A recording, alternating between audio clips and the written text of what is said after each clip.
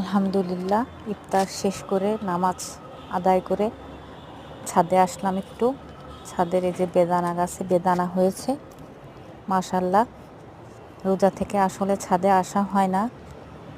ছাদে অনেক ফুল গাছও আছে, এগুলো আপনাদের সঙ্গে আর একদিন শেয়ার করব। এখনও অনেক লেবু গাছ আছে।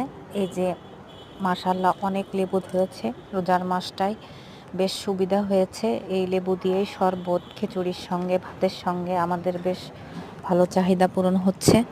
আপনারা সবাই জানেন এখন বাজারে তো অনেক দাম লেবুর, সেক্ষেত্রে আমাদের অনেক ভালোই হয়েছে।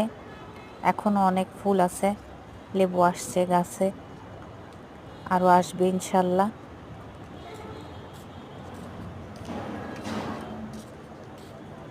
প্রত্যেকটা গাছেই আলহামদুলিল্লাহ লেবু আসছে।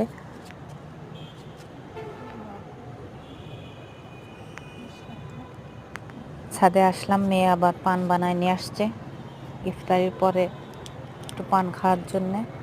গামলায় আমি আবার পদ্ম ফুলের বিচি দিয়েছিলাম, সেখান থেকে চারা হয়েছে, এখনো ফুল ফোটেনি, চারা হয়েছে আর কি।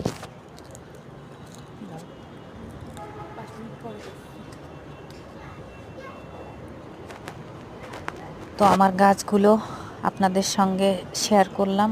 আপনারা সবাই মাশাআল্লাহ বলবেন, সবাই ভালো থাকবেন, আমাদের জন্য দোয়া করবেন। আল্লাহ হাফেজ।